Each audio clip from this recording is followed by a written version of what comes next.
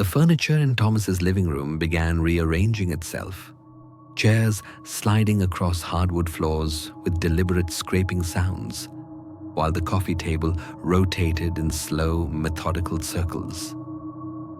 Every piece moved with purpose, creating a perfect semicircle facing the front door as if preparing for an audience. The grandfather clock in the corner chimed 13 times, despite showing 3:17 a.m. on its face. Then came the doorbell, not the usual two-note chime, but a carnival melody that belonged nowhere near his suburban home. Thomas approached the window beside the entrance, peering through curtains that now hung in knots they'd never been tied into. Through the glass, a small figure stood on his doorstep, orange hair catching streetlight, striped shirt unmistakable, plastic features grinning up at the security camera that had somehow turned itself to face the door. The Chucky doll pressed the doorbell again, its tiny finger moving with mechanical precision while its head tilted at an impossible angle.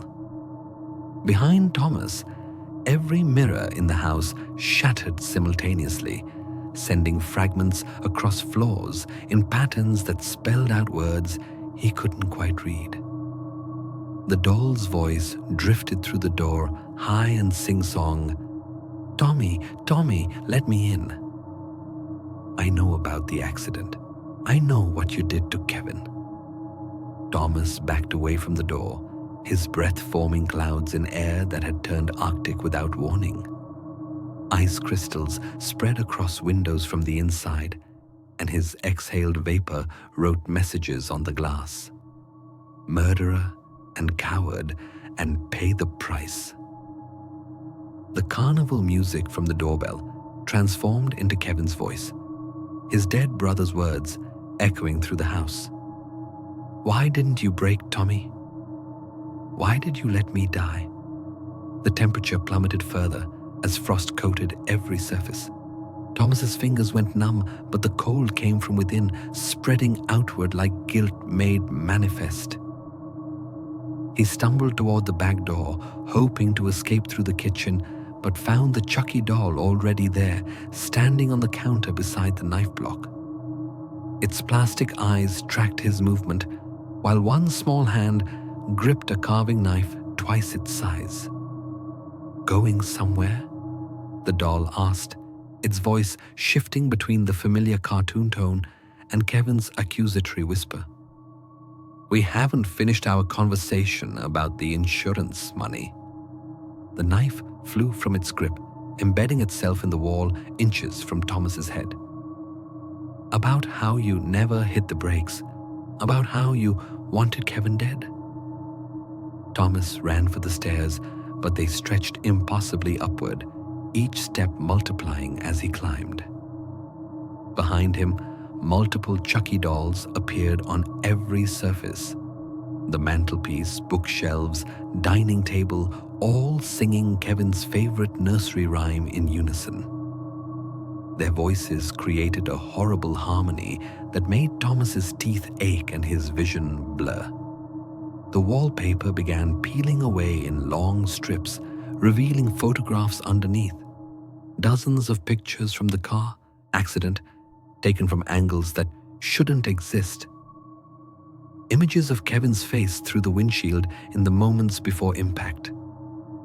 Pictures of Thomas's hands on the steering wheel, his foot deliberately avoiding the brake pedal. Evidence of a murder disguised as an accident. "You thought you were so clever," the dolls chorused, their heads rotating 360 degrees while maintaining eye contact. Loosening his seatbelt while he slept, timing the approach to that intersection perfectly, making it look like driver error. The photographs began moving like flipbook animations, showing the accident from Kevin's perspective inside the car. Thomas reached the second floor, but the hallway stretched into darkness that swallowed his flashlight beam. Door after door lined both walls, each one bearing Kevin's name in what looked like dried blood. From behind each door came scratching sounds, as if fingernails clawed at wood. The scratching synchronized into Kevin's voice. "Let me out." The first door burst open, revealing not a room, but the interior of the wrecked car. Kevin sat in the passenger seat, his neck bent at the wrong angle, his eyes reflecting accusation. "Hello, brother," he said, blood trickling from his mouth. "Miss me?" Thomas bolted down the hallway as more doors exploded open. Each room contained a different moment from Kevin's death. The impact, the ambulance ride, the hospital where Thomas had played the grieving brother so convincingly. The Chucky dolls emerged from each doorway, their plastic feet pattering against hardwood as they gave chase. The hallway ended at Thomas's bedroom, but inside he found Kevin's childhood room instead, complete with the Star Wars posters and model airplanes they'd built together. Kevin sat on the bed, solid and real, no longer bearing injuries. For a moment, Thomas felt relief flood through him. "I know you didn't mean for it to happen," Kevin said softly. "I know you were just angry about Dad's will." His expression shifted, features hardening. "But you practiced, didn't you? You drove that route 100 times, timing the lights, calculating the speed needed." The Chucky dolls filled the doorway behind Thomas, blocking any escape. Their plastic features melted and reformed into Kevin's face, creating a dozen grotesque versions of his dead brother. "We found your notebook," they said in unison. "The one where you planned it all out. The insurance investigator is very interested." Reality fractured around Thomas like broken glass. The room split into multiple versions: Kevin alive, Kevin dead, Kevin never existing at all. In one reflection, Thomas saw himself behind bars. In another, he watched Kevin growing old, starting a family, living the life that Thomas's greed had stolen. "The money's gone anyway." Kevin's voice surrounded him from every surface. "Market crash took it all last month. You killed me for nothing." The Chucky dolls began laughing, a sound like breaking toys and children's screams. "Karma's a bitch, Tommy." The walls began bleeding, not the theatrical red of movies, but the dark, rich blood that had pooled beneath Kevin's head on the asphalt. It seeped through plaster and paint, carrying the smell of copper and death. Thomas pressed himself against the window, but it showed not the street outside, but the intersection where Kevin died, playing the accident on endless loop. "I can make it stop," the original Chucky doll said, appearing beside him with inhuman speed. "Confess. Tell the truth. Let Kevin rest." Its plastic hand felt warm against Thomas's arm, more human than the rest of the nightmare surrounding them. Thomas looked at the doll's face and saw Kevin's eyes there, the same brown eyes that had trusted him completely, the same eyes that had looked confused rather than afraid in those final seconds. "I'm sorry," Thomas whispered, the words catching in his throat. "I'm so sorry, Kevin." The bleeding stopped. The temperature returned to normal. The Chucky dolls faded one by one until only the original remained, its carnival features replaced entirely by Kevin's gentle expression. "I know you are," it said, "but sorry isn't enough anymore." The doll's hand grew warm, then hot, then burning. Thomas looked down to see his own skin beginning to char where it touched him. The heat spread up his arm, across his chest, consuming him with the same fire that had consumed his conscience the night he'd planned his brother's murder. "Confess," Kevin's voice commanded, as flames engulfed Thomas's vision. Confess or burn with the secret forever. Thomas woke on his living room floor. Furniture returned to normal positions. No sign of supernatural disturbance except for the business card clutched in his hand. Detective Patricia Morrison, Homicide Division. On the back, someone had written in Kevin's handwriting, "She knows. 9 a.m. appointment tomorrow. Tell the truth."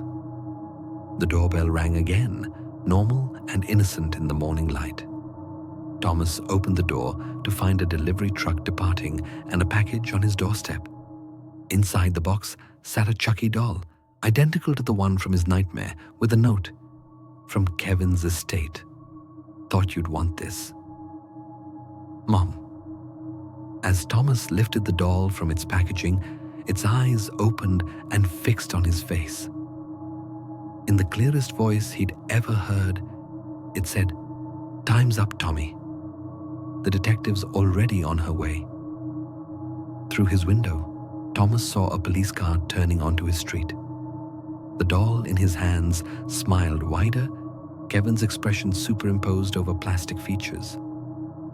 "I told you, sorry wasn't enough," it whispered. "But the truth might set us both free."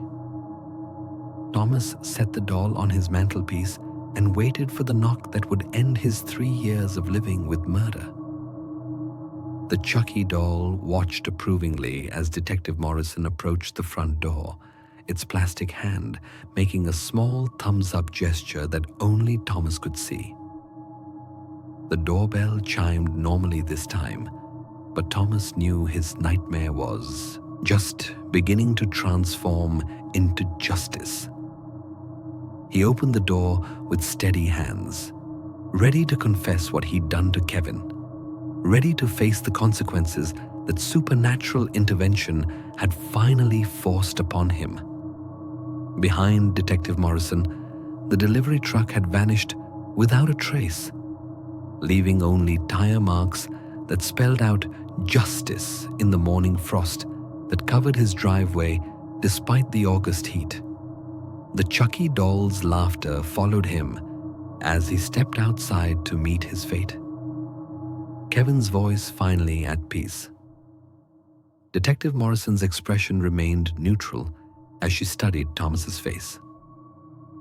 "Mr. Thomas Hartwell, I'm investigating some new evidence that's come to light regarding your brother's accident." She glanced at the doll visible through the open doorway. "Interesting collection you have there." Thomas nodded, his mouth dry as sandpaper. "I need to tell you something about that night. About Kevin." The words felt like swallowing glass, but the Chucky doll's presence behind him made lying impossible. He could feel its plastic eyes boring into his back, Kevin's spirit ensuring the truth would finally surface. "Perhaps we should discuss this at the station," Morrison said. But as she spoke, the doll's voice carried clearly from inside the house. "Tell her here, Tommy. Tell her now, or I'll tell her myself." Morrison's head snapped toward the doorway, her hand instinctively moving toward her weapon. Was that a recording device? Some kind of electronic toy? She stepped closer, professional curiosity replacing casual questioning. "Mr. Hartwell, we've received an anonymous package containing detailed information about your brother's death. Vehicle maintenance records showing deliberate tampering with the seatbelt mechanism." The frost on Thomas's driveway began forming new words. "Brake lines cut" and "insurance fraud" spelled out in crystalline letters that shouldn't exist in summer heat. Morrison stared at the impossible writing, her training warring with what her eyes witnessed. "I did it," Thomas said, the confession pouring out like poison from an infected wound. "I killed Kevin for the inheritance money. I loosened his seatbelt, cut the brake lines just enough to delay stopping, timed it for that intersection. His voice cracked as years of suppressed guilt erupted. He trusted me completely, called me his hero growing up. The Chucky doll appeared in the doorway behind them, walking on its own plastic legs. Morrison drew her weapon instinctively, but the doll raised its tiny hands in surrender. "Thank you, Tommy," it said in Kevin's voice, clearer now than ever before. "Detective Morrison, you'll find all the evidence you need in his garage. Tool marks on the brake lines match the wrench in his toolbox." Morrison kept her gun trained on the impossible sight before her, but her voice remained steady. "Sir, you're under arrest for the murder of Kevin Hartwell."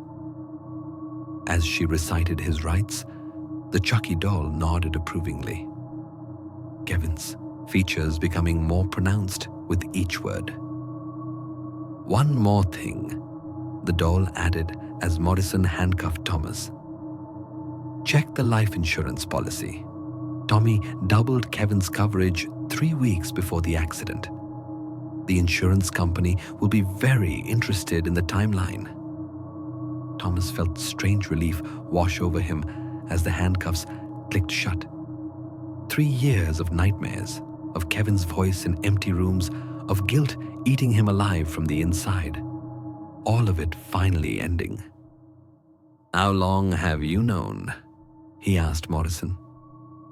"Kevin's girlfriend found his journal last week," Morrison replied, guiding Thomas toward her patrol car. "He'd written about how nervous you'd been acting, how you kept asking about his insurance policies. She brought it to us yesterday." She paused at the car door. "But that doll speaking, that's not in any police manual." The Chucky doll had followed them outside, its plastic feet silent on concrete. "Justice finds a way," it said simply. "Kevin couldn't rest until the truth came out. I was just the messenger." The doll's features shifted one final time, showing Kevin's face clearly for just a moment. "Goodbye, Tommy. I forgive you. But the law still needs to run its course." As Morrison's patrol car pulled away, Thomas watched through the rear window as the Chucky doll walked back into his house. The front door closed by itself, and every light in the building went out simultaneously. In the darkness, Thomas could swear he saw Kevin standing at the living room window, waving goodbye with a sad smile. At the police station, Morrison catalogued the evidence with meticulous precision.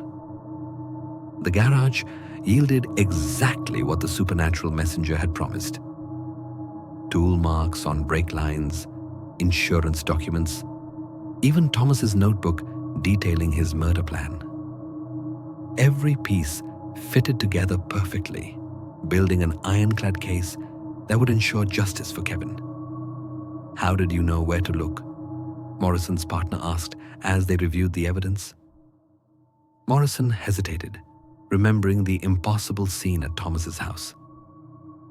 "Anonymous tip," she said finally. "Very reliable source." She didn't mention the talking doll or the frost writing in August heat. Some truths were too strange for official reports. Meanwhile, Thomas sat in his holding cell, feeling genuine peace for the first time since Kevin's death. The nightmares that had plagued him for years were gone, replaced by clarity and acceptance. He'd confess everything in court, ensure Kevin's girlfriend received the insurance money that should have been hers, and serve whatever sentence justice demanded. The Chucky doll had returned to the evidence room, where Morrison had placed it as potential evidence of Thomas's psychological state.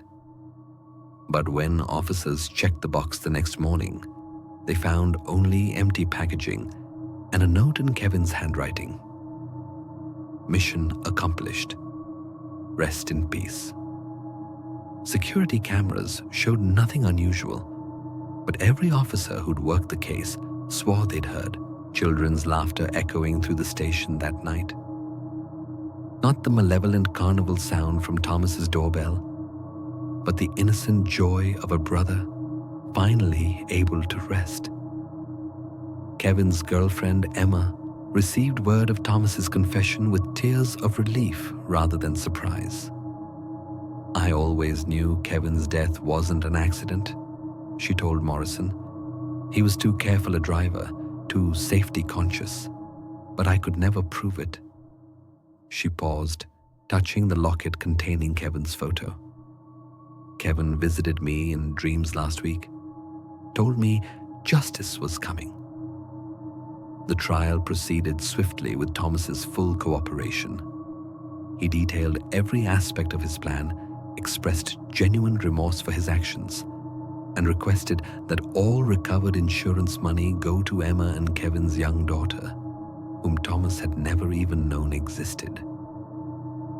Kevin was going to surprise the family with the pregnancy announcement, Thomas testified, his voice breaking.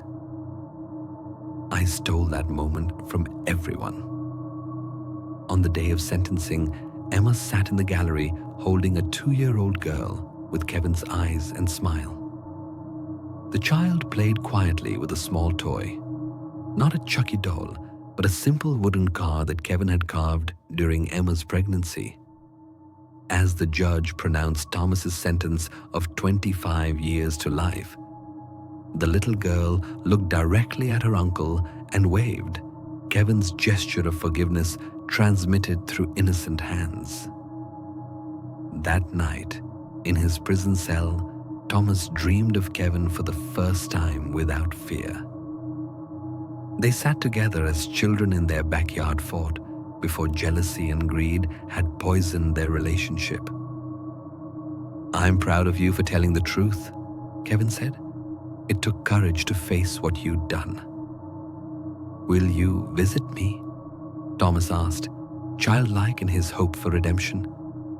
Kevin smiled, the expression peaceful and free of the supernatural rage that had driven his quest for justice. "I don't need to anymore. You're finally taking responsibility. That's all I ever wanted." He began to fade, becoming translucent in the dream light. "Take care of yourself, Tommy. 25 years is a long time to become the man you should have been." Thomas woke to find a small wooden car on his cell windowsill, the same toy his niece had carried in court.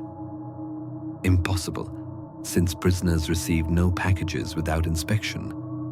But Thomas accepted this final gift from his brother with gratitude. He'd spend his sentence honoring Kevin's memory through good works and genuine rehabilitation, carrying the wooden car as a reminder of the family love he'd destroyed and the justice that supernatural intervention had finally delivered. The Chucky doll was never seen again, but toy stores across the city reported strange incidents, dolls moving by themselves, speaking words of justice to customers who'd wronged others, ensuring that Kevin's story would become legend among those who still believed in supernatural accountability. Justice, it seemed, had found its perfect messenger in the most unlikely form, proving that truth would always find a way to surface, no matter how deeply buried or how long delayed.